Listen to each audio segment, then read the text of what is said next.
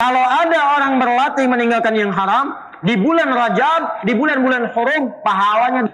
Kalau ingin dimudahkan oleh Allah, ada satu amalan yang saat dikerjakan, amar ma'rufnya langsung terakumulasi dilakukan, nahi mungkarnya otomatis dicegah. Satu amal saja. Niatnya mau ibadah, baru nyampe belum ngapa-ngapain, baru nyampe dapat 25. Satu keduanya 500 tahun, dua ketiganya 500 tahun, tiga keempatnya 500 tahun, 500 tahun jaraknya. Demi Allah saya katakan, setelah berlatih selama sepekan, maka para ulama langsung menyimpulkan bulan Rajab masuk bulan hurum, artinya bulan yang diminta kita untuk tampil terhormat dengan melatih diri menjaga dari segala yang diharamkan oleh Allah. Dari ujung kepala sampai ujung kaki. Tadi yang saya terangkan di awal. Sekarang bulan berlatih Pak, Bu. Karena itu Ibnu Abbas radhiyallahu ta'ala anhuma, dan kalimatnya ini ingat bukan kalimat biasa. Ibnu Abbas itu gelarnya terjemahan Al-Quran, dan yang mengesahkan itu Nabi. Bahkan didoakan dari sejak kecil. Makanya ibu bapak kalau punya anak kecil-kecil dekatkan dengan orang soleh, supaya dapat bagian keberkahan nih. Dekat dengan Nabi nih. Ya, rumahnya itu kalau dari rumah Nabi yang ada bukit tuh ya. Ya, saya turut berdoa mudah-mudahan yang belum berangkat haji umrah bisa disegerakan insyaallah ya. Baik, insyaallah. Nah, dan cukup dengan amin nabung ya. Nabung, siapkan sekarang. Jadi nanti kalau keluar dari Zam-Zam, saya ilustrasikan saja. Keluar dari Zam-Zam, belok kanan, lewati satu toilet agak besar, belok ke kanan yang arah bukit yang atasnya ada istana. Ya, lurus ketemu pos warna putih, ada CCTV-nya warna putih juga ngadep ke sebelah sini.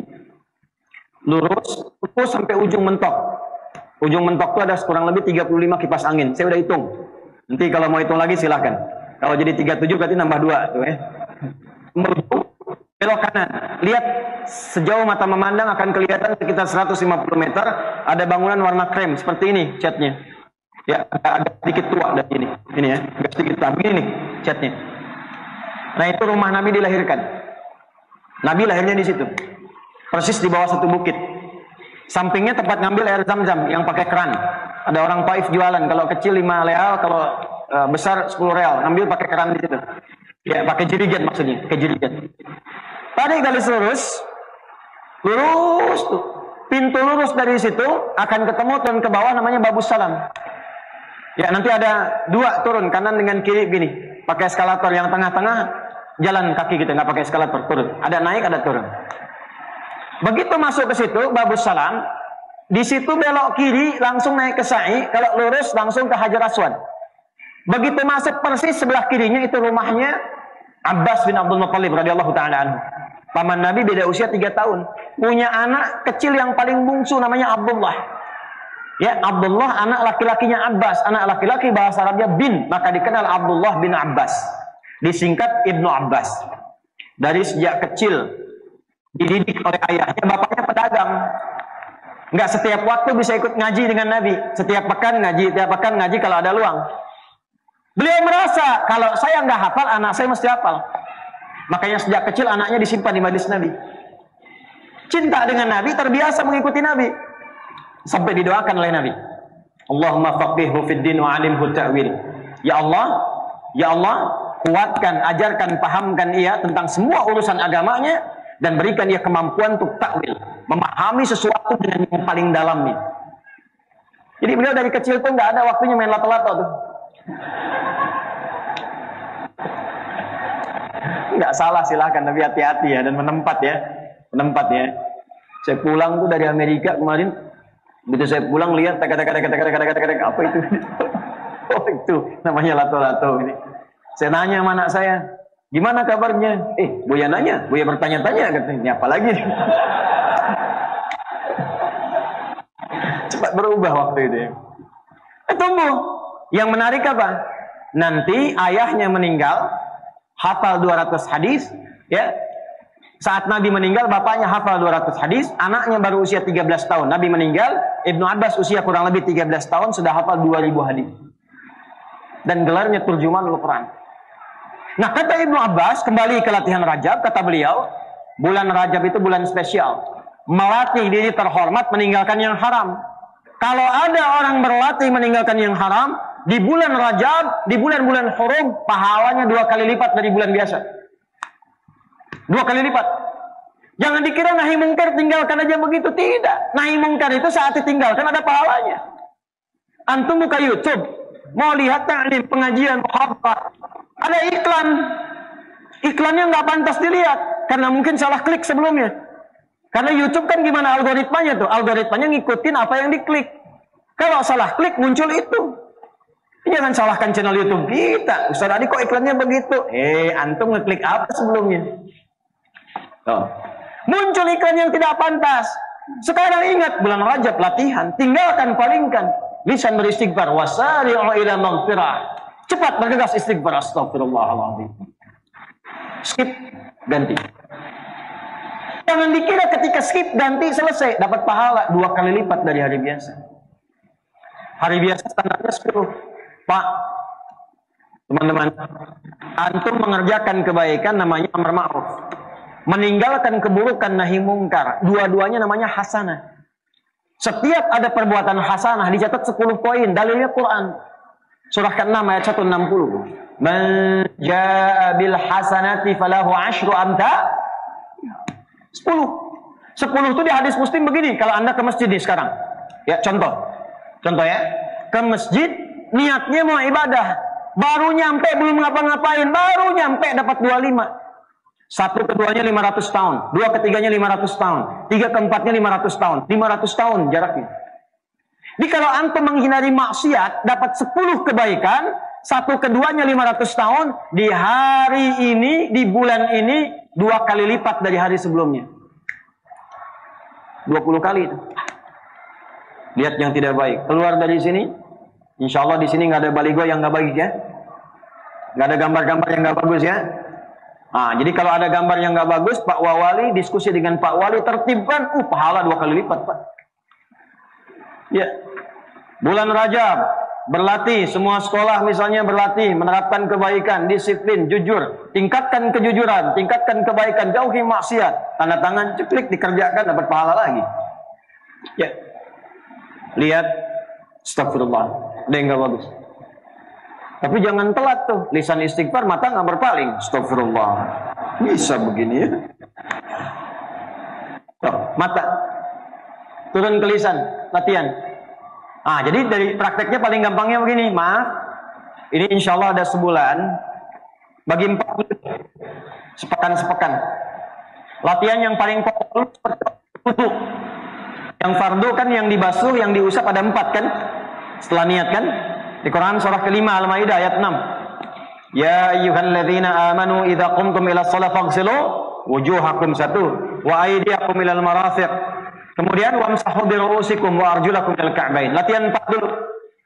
1 yang di wajah nih bagi sepekan. Di wajah ada apa saja? Mata. Nih. Ada lisan. Ya, depan ini. Plus telinga. Nanti ikut ke kepala telinga itu. Coba latihan selama sepekan ini, matanya jangan pandang yang maksiat. Pandang yang baik-baik saja. Lihat masjid. Lihat orang-orang yang sedang mau ngaji. Lihat ceramah, lihat orang-orang saleh. Ya. Ibu berusaha tatap yang baik-baik, bapak berusaha tatap yang baik-baik. Lihat mushaf, pajangkan yang bagus-bagus, latih. Begitu melihat yang tidak baik, cepat palingkan. Demi Allah saya katakan, setelah berlatih selama sepekan, lihat apa yang terjadi. Bersamai dengan lisan. Kalau mau marah, tahan. Mau mencela, tahan. Diprovokasi, mau marah, tahan. Rajab, bulan Al-Muharram. Begitu nahan, pahala dituliskan 20 kali lipat. 10 kali lipat, kali 2, 20 pahala. Jadi bukan teoritis, bukan ngarang-ngarang. Ayatnya ada, hadisnya ada. Nanti pekan berikutnya, yuk pindah dulu. Ya, kemana? Tangan nih. Makanya basuh wudhu itu, ya, yang paling utama ini dari depan sampai ke siku nih. Tidak salah dari siku ke bawah, tidak salah. Tapi Quran mengatakan, wa aydiyakum ilal marafiq, tanganmu itu sampai ke siku, dari sini ke sini. Ila tuh di lini hayati syai', di ujung sesuatu. Saya berangkat dari Bengkulu ke Jakarta. Mulainya dari mana? Bengkulu. Berhentinya di mana? Jakarta, itu ila namanya. Basuh tangan saat wudu dari tangan sampai siku, dari sini ke siku. Tidak salah kalau dari sini, silahkan, nggak ada masalah. Yang penting terbasuh. Tapi kalau mau utama dari sini ke sini. Kenapa? Nanti ada hadis lain di hadis Muslim. Bersamaan dengan kita wudu, bukan hanya yang jatuh kotoran fisik, nadhafah, tapi toharah. Dosanya pun hilang. Bersama jatuhnya air wudu, hilang kebiasaan buruk dan dosanya. Hilang, turun. Nah, biasanya yang banyak dosa kan jemarinya yang di depan. Yang dipakai nulis, dipakai bikin status apa? Hah? Tangan jari-jari ini atau siku? Ada orang nulis status di WhatsApp begini. Kan pakai ini kan? Nah, ini berlatih ini. Nulis yang baik, pegang-pegang yang baik, ya, buka mushaf. Jadi saksi di akhirat. Bicara ini. Al-yawma nakhtimu ala afwahim wa tukallimuna aydihim. Ini bicara ini. Sekarang di dunia bicara sidik jari, di akhirat bicara sendiri. Kepala nih, maaf, kepala isinya pikiran, berpikir yang baik-baik.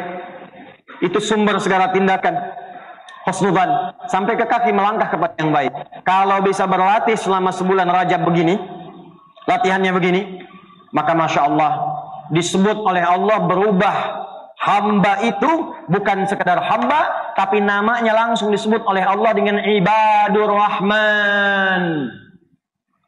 Ibadur Rahman, hamba-hamba Allah yang penyayang. Gimana sifatnya? Turunlah surah Al-Furqan.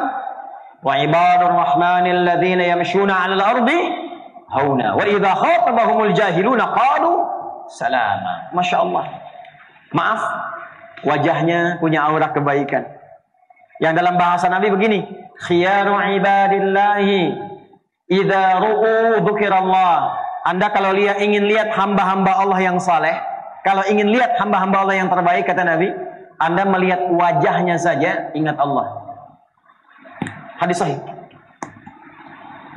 Wasyiraru ibadillahi, dan seburuk-buruknya hamba itu, awas hati-hati, an-namam, para pengadu domba. Jadi kalau Anda ingin melihat yang terbaik di antara hamba Allah, kata Nabi ini, lihat nih, lihat wajahnya, ingat Allah. Makanya ulama dulu itu kadang-kadang kalau sedang turun, semangat, futur, itu kadang pergi ke majlis ulama lain cuma lihat aja. Dia itu pulang lagi, tenang. Coba lihat tuh. Ulama-ulama kita yang saleh, para habaib, kiai-kiai kita itu, ustaz-ustaz kita itu. Lihat. Ya. Kalau antum lihat, ingat dunia, ingat dunia, lihat, ingat utang, lihat pengen kredit, gitu kan? Pelan-pelan. Koreksi itu. Nah, ini kita latihan. Terakhir, saya berikan cara cepat saja. Ini nggak mudah latihannya. Nggak mudah. Kalau ingin dimudahkan oleh Allah, ada satu amalan yang saat dikerjakan, amar ma'rufnya langsung terakumulasi dilakukan, nahi mungkarnya otomatis dicegah. Satu amal saja. Dan ini mengakhiri perjumpaan kita malam ini. Amalannya disebut asyam. Apa namanya? Bukan asyap, asyam. Asyam. Apa artinya syam? Secara singkatnya puasa. Yuk, puasa di bulan hurum. Ya, bulan Rajab itu puasanya untuk berlatih aja, dan nggak harus sering. Ya, makanya Syekh Abu Bakar Syafa itu, ya, juga nanti beberapa dalam referensi keislaman kita, kalau di fikih Syafi'i yang standar di Indonesia kita pakai I'anatul Talibin misalnya, itu berlatihnya nanti kalau yang belum biasa puasa di waktu-waktu yang orang banyak puasa sunnah, Senin Kamis, Yaumul Bid. Kalau mau agak cepat nanti puasanya puasa Daud misalnya. Ingat ya, cuman puasa Daud, bukan sholat Daud. Ya, puasa Daud itu sehari puasa, sehari tidak. Sehari puasa, sehari tidak. Jadi nggak ada yang maksudnya sholat Daud, duhur sholat, asar tidak. Maghrib sholat, isya tidak. Nggak ada ya. Baik, balik sini, balik. Jadi kalau pengen cepat, rumusnya adalah puasa. Besok Senin ada kesempatan. Cuma karena libur, menghormati, mungkin ada makanan dan sebagainya, tidak apa-apa.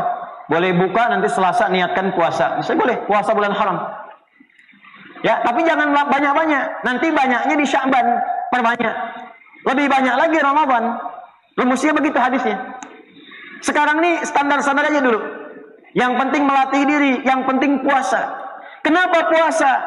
Sebab puasa itu satu ibadah yang saat dikerjakan otomatis membuat orang berbuat baik bertambah. Contoh ya, nanti lihat nih. Tuh, sampai kaget. Kalau orang nggak puasa, sholat fardu biasa puas. Tapi kalau puasa, ibadah sunnah dikejar-kejar. Saya tanya nih, tarawih itu fardu atau sunnah? Sunnah, memang sunnah. Tapi ibu sudah pasang sajadah dari maghrib. Kenapa? Bulannya karena puasa. Nggak puasa ada yang minta, belum tentu diberi. Puasa dicari-cari. Berapa yatimnya? Berapa miskinnya? Dicatat. Puasa. Dan puasa itu dahsyatnya bisa otomatis mencegah orang berbuat maksiat. Minimal karena latihan takut batal puasanya. Besok-besok terbiasa. Maghrib di sini jam 8.35, jam 6 18.35, 6.35 PM. Jam 6.15 ada yang maki-maki, dasar kamu begini. Padahal orang itu pemarah, tapi saat puasa dia nggak balas, diem aja. Istrinya tanya, "Papa nggak balas?" "Nanti habis maghrib." Maghrib dia lupa, takut batal semua pahalanya.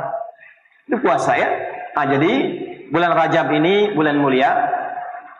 Yuk kita berlatih untuk memperbaiki diri. Nggak usah tunjuk orang lain, diri pribadi saja.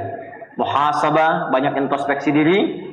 Mulai dengan puasa sedikit-sedikit, tingkatkan sholat. Karena Rajab ini bulan awal sholat.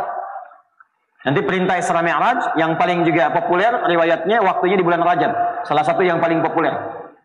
Nabi dikandung, Sayyidah Aminah itu mengandung bulan Rajab.